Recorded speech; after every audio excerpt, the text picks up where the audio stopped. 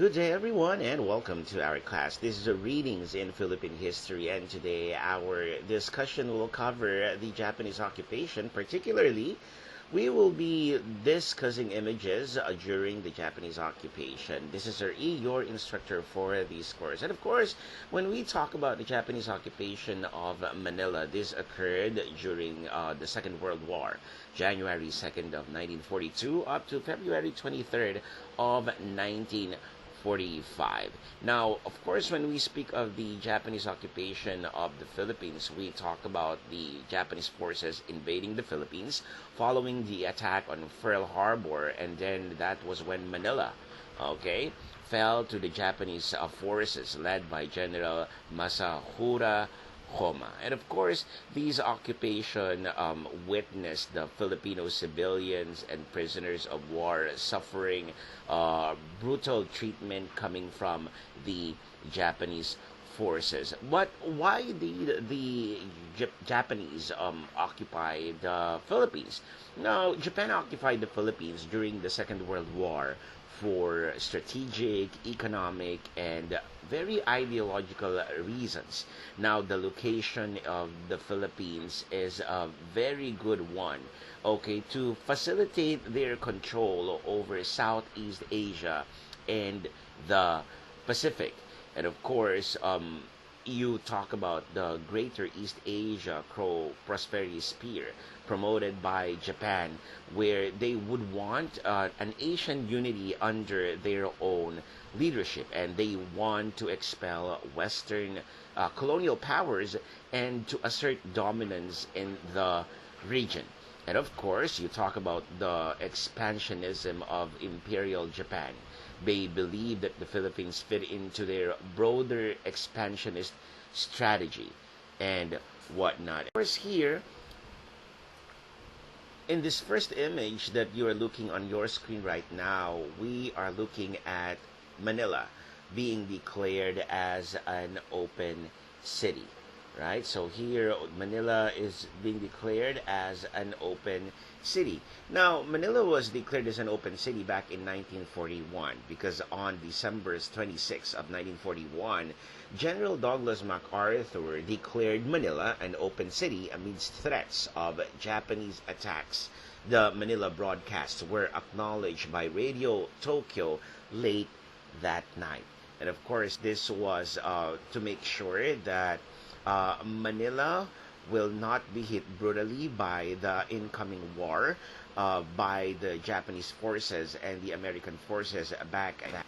And here, on this next image, we are looking at an image published by the Philippine Free Press back in December 31st of 1941. This is when the United States, here in this illustration, here is when the U.S. government recognized American and Filipino soldiers who joined the USAFE, or the United States Army of the Far East, United States Armed Forces of the Far East, or the USAFE. Okay, now here in January 1 of 1943, we can see an image here, okay, from the Tribune, where it publishes the reported entry of the Japanese forces at Bigaa in Alabang. Okay, so we can see here in Bigaa in Alabang an image of the reported entry of the Japanese forces in Alabang in Muntinlupa. Here is an image published by the Tribune back in January 3rd of 1942, where a huge banner is strung across the front of Manila City Hall. And this is when we see a sign of Manila being an open city, which is a city declared to be unfortified and undefended, and so, by international law, exempt from enemy attack. The Americans decided to make Manila as an open city to make sure that there will be not much destruction in the center of the governance, particularly during that time. And this image You will see here a picture of the Japanese forces on their motorcycles entering Manila during the Japanese occupation. Now, according to Karl Maidens, he said they came up the boulevards in the pre-dawn glow from the bay, riding on bicycles and on tiny motorcycles, their little flags with the one red ball looking like children's pennants. They came without talk and in good order, the ridiculous popping of their one-cylinder cycles loud in the silent city. So this was a description of Karl Maidens of the occupation of um, Manila by the Japanese forces at that time. Here is another picture, the source of which is from the U.S. National Archives, which made Santo Tomas internment camp. Now, just days after Douglas MacArthur declared Manila an open city, the Japanese forces or the Japanese troops arrived. About 4,000 American civilians in the city were interned for the duration of the war, many at an internment camp at the University of Santo Tomas. Now, across the Pacific in the United States, some 120,000 Japanese Americans, the majority of them were U.S. citizens, were incarcerated beginning in February of 1942. Now, this is an image of Emilio Aguinaldo. This was published in Life magazine back in February 16 of 1942. Now, Emilio Aguinaldo was tagged as a kisling or a collaborator, a traitor of the Filipino people at that time for conniving with the Japanese forces into their entry to Manila. Now, let's talk about the Battle of Bataan and Corregidor. Now, the Battle of Bataan and Corregidor were very much instrumental battles which were fought during the war, the Second World War. Remember that December of 1941, the Japanese forces again invaded the Philippines, and the combined Filipino-American forces retreated to the Bataan Peninsula at that time. Now, the Battle of Corregidor, of course, as we know it, the Japanese bombardment of it, they took heavy artillery and aerial attacks at that time, and the Japanese forces landed, overcoming fierce resistance. And we know that this caused the Bataan Death March, where 70,000 prisoners of war forced to march 65 miles to captivity. Now, this was the largest U.S. defeat prior to the Second World War time. Now, let's talk about the USAFE artillery at that time and the images of which that we can see on our screens. Now, here, we can see in this picture an American soldier in his foxhole on Bataan Peninsula waiting to hurl a flaming bottle bomb at a Japanese tank back in April of 1942. And here in this image, you can see some U.S. soldiers on Bataan, Philippines, listen to the Voice of Freedom news broadcast back in 1942. Now, let's look at some of the images of the Japanese artillery during this time. Now, here on your screen, you will see a Japanese tank column advancing in Bataan back in 1942. Now, on this picture, you will see Japanese soldiers halting as Americans drop shells during the Battle of Bataan. Now, during that time, there were a lot of propaganda leaflets as well. Now, during the Japanese occupation of Manila, these leaflets played a significant role in shaping opinions and promoting Japanese interests at that time. So we talk about leaflets about surrender, anti-American leaflets, pro-Japanese leaflets, and patriotic leaflets at that. Now, Japanese propaganda leaflets or posters urge Filipino soldiers to cut their ties with the Americans and surrender.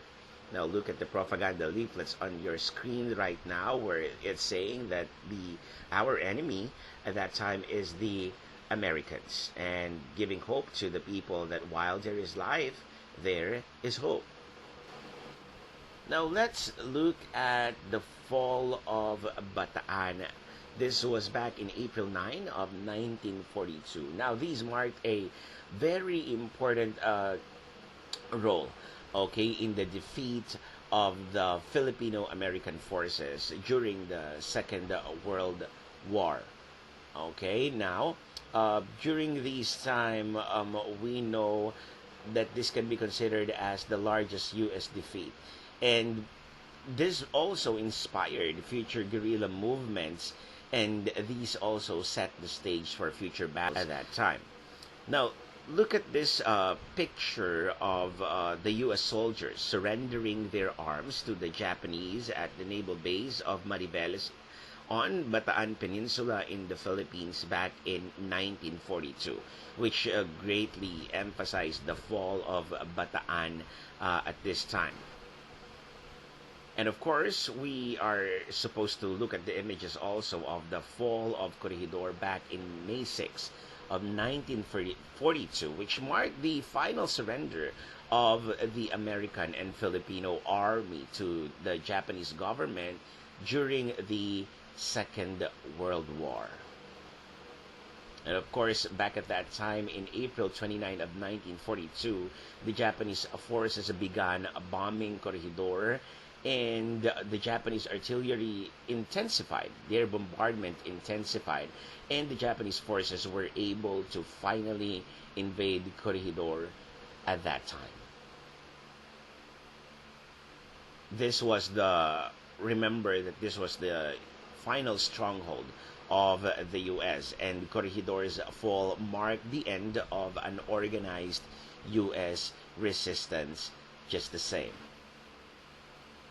Now on your screen, you will see here an image where Japanese soldiers guard U.S. prisoners of war before the death march or the march of death for the soldiers of Bataan and Corregidor back in 1942. Now this photograph was stolen from the Japanese by the Philippines during Japan's 3-year occupation in World War II.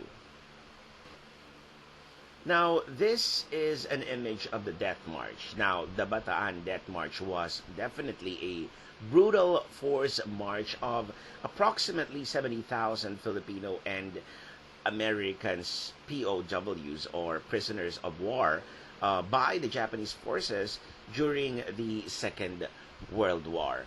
Now, before the march, there was a surrender of the Filipino-American forces after the fall of Bataan. And these prisoners of wars were ordered to march to San Fernando, Pampanga, and then to Capas, Tarlac. When it began, the prisoners of war began a 65-mile march with minimal food, water, and medical care. There were also physical abuse where the prisoners of wars faced beatings, tortures, and a lot of executions. Okay, they were dehydrated and starved, and they got sick. They suffered a lot of brutality at that time. There were extreme heat, limited water, inadequate food, and there were very much poor sanitation of which. And during these death march, it was estimated that there were around 2,500 to 10,000 prisoners of war who died, and thousands were left physically suffering and emotionally traumatized. Now, here is a picture during that march where U.S. prisoners of war carried their wounded and sick as they began the Bataan Death March in April of 1942. Now, this photo was stolen from the Japanese during their 3-year occupation of the Philippines.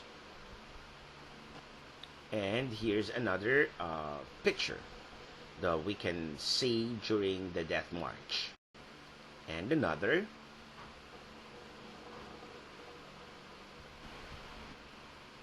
And this. Now, after the first part of the march, the prisoners were loaded into boxcars, up to 100 men, stuffed into cars meant for 40. Now, hundreds died in the stifling conditions. Another short march followed, and then Americans and Filipinos were locked up at Camp O'Donnell, a former Philippine Army training area. Now, estimates for the number of prisoners who died vary.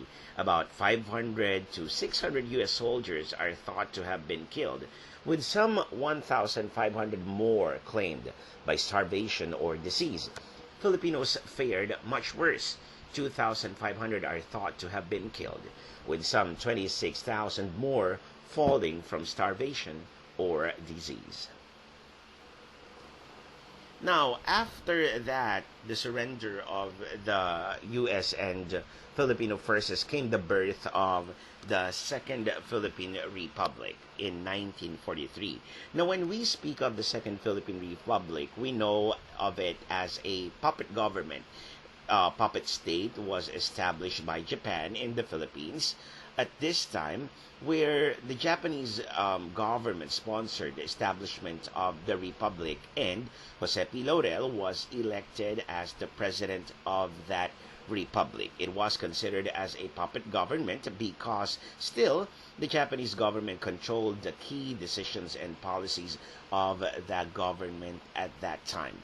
And even though there was a constitution back in 1943, okay, still, even if President Laurel had the executive power, definitely he had a limited authority at that time. Now, this was Jose P. Laurel taking his oath of office as the president of the country at that time. And we see here Emilio Aguinaldo on your far left during the inauguration of the government.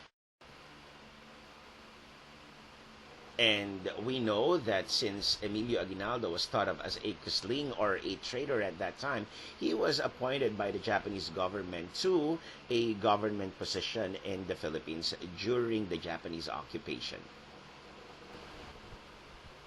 And here you will see the international meeting of the puppet government leaders, where you will see Jose P. Laurel on the second from the far right. And of course, during that time, the Japanese government issued the Philippine peso. Okay, so on your screen, you will see here 10 peso bill during the Japanese occupation. However, that government was met by a lot of guerrilla movements. Now, during the Japanese occupation, these guerrilla groups emerged, resisted the Japanese forces, and somehow they contributed, not somehow, but significantly, they contributed to the liberation of the country at that time. So, say for example, the Hukbalahap or Hukbo ng Bayan laban sa Hapon, they have objectives and tactics which definitely helped at least in the liberation of the Philippines at that. Now here on your screen you will see here a picture of guerrilla forces. They were usually employed hit and run tactic. They attack and go and leave before the Japanese could send reinforcements. So this picture was taken in San Fernando in Pampanga. And now these are some of the guerrillas in Bamban in Tarlac. And of course, that time was not without any propaganda material. Of course, Filipinos too used propaganda materials to boost the morale of guerrilla forces and rally support from the people. So here on your screen, you will see here a propaganda where the Filipinos are seen as seen as fighting Filipinos and who will always fight. Now let's talk about the Leyte landing. This was already the time when the Americans will gain ground again on the island. Now this is back in 1944. Now, The Leyte landing was definitely spearheaded by General Douglas MacArthur, and this was a significant time during the Second World War and marked the beginning of the liberation of the country from the Japanese forces. Now, on October 20 of 1944, General Douglas MacArthur led the Allied forces in landing to the Philippines, particularly in the island of Leyte, thus fulfilling his famous promise to return to the Philippines with his famous line, "I shall return." Now, the landing site, now known as the MacArthur Landing Memorial National Park in Palo in Leyte, okay, features double-sized bronze statues of MacArthur and his entourage, okay, including, of course, the president in exile at that time, Sergio Osmeña, and General Richard Sutherland. Now, this took place back in October 20 of 1944 in Palo, Leyte, in the Philippines. This was a very important step in the Philippine and American campaign to regain ground and to expel the Japanese forces from the Philippines. Now, here are pictures of General Douglas MacArthur's Leyte landing. And you can see that this Leyte landing is seen in the 50 peso bill in our country. Now, here is MacArthur and Osmeña resting under the coconut tree during the Leyte landing, as they were talking about how to help the Filipinos survive the Japanese atrocity at that time. And of course, there were a lot of propaganda leaflets still, like this you are seeing on your screen right now. Here in this picture, you will see non-combatants digging graves for their fallen soldiers. Ito po yung mga common tao at that time. And of course, we speak of Battle of Manila. Now, the Battle of Manila was a important role, but had a devastating result of the Second World War. Of course, it was fought between the Japanese and the American forces. Okay, the American and Filipino forces gaining ground against the Imperial Army of Japan. It lasted for nearly a month, which resulted to the death of at least 100,000 Filipino civilians and definitely a complete destruction of what was considered as an open city. Now, here on your screen, you will see here the UST prison liberation. Okay, this was an image of it at this time. Okay, here's another picture of San Juan de Letran at that time in Manila. Okay, so this was the picture of Letran during the Battle of Manila. And here is what the National Museum looked like and how it was restored as it. Still a picture of the National Museum. And here's an image of the Manila City Hall during the war.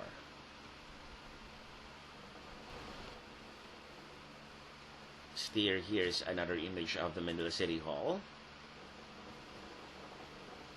And the restored image of the City Hall. Then let's talk about the surrender of the Japanese forces at that time. Of course, this took place on August 28 of 1945, marking also the end of the Second World War in the Philippines. It was in August 15 of 1945 when the Japanese government announced unconditional surrender following atomic bombings of Hiroshima and Nagasaki. So the Japanese forces in the Philippines formally surrendered at the College of Engineering in the University of the Philippines in Manila at that time. Okay, so because of that, the Allied forces occupied the Philippines until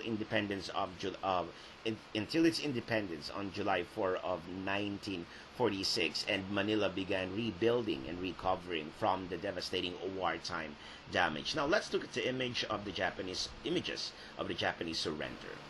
Now, following again the bombings of Hiroshima and Nagasaki, Japan's Emperor Hirohito announced his country's unconditional surrender.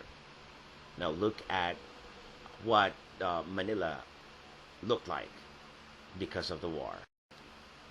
And the heat from the explosion was so intense, in fact, that it also bleached everything in its blast zone, leaving eerie nuclear shadows of human detritus where citizens once were. Okay, so this was according to Katie Serena, most probably an eyewitness of the bombing now of Hiroshima. Now, this is what Cebu looked like at that time. And here's an image of the U.S. Army soldiers and Filipino guerrillas, where they captured two Japanese soldiers in Mindanao. And here is General Yamashita, hanged by U.S. Forces at that time. And the execution of General Yamashita took place in Los Baños prison camp. And here's another image of Hiro Onada, who was a Japanese straggler in Lubang Island. And he surrendered in 1974. This was very important in our history because he hid in the forest for 29 years, believing that the war wasn't over yet. Okay, so he thought that the war was not over yet, even after the surrender of Japan. So could you imagine after the Second World War, it took him 29 years, okay, where he was discovered, and at that time, and it was only back in 1974 that he surrendered because he believed that the war still wasn't over. Okay, so parang he lived in seclusion, okay, for a couple of years, okay, after this, after the war. And of course, we have to talk about the heroes of the Second World War. And when we talk about some of the heroes of the Second World War, we are referring to the 1,000 peso bill of our country. And of course, let's talk about them one by one. Here, of course, we have Jose Abad Santos. Now, Jose Abad Santos was appointed as Chief Justice hours before the evacuation of the Commonwealth War Cabinet from Manila to Bataan. He declined the invitation of Manuel L. Quezon to join his government in exile in Washington, D.C., saying, "If you will excuse me, Mr. President, I prefer to remain, carry on my work here, and stay with my family." And so he was appointed as delegate, effectively acting president of the Commonwealth government at that time, while Quezon was in exile in the U.S. Now, he was captured in Barili in Cebu on April of 1942, and he was executed after his refusal to take an oath of allegiance to Japan.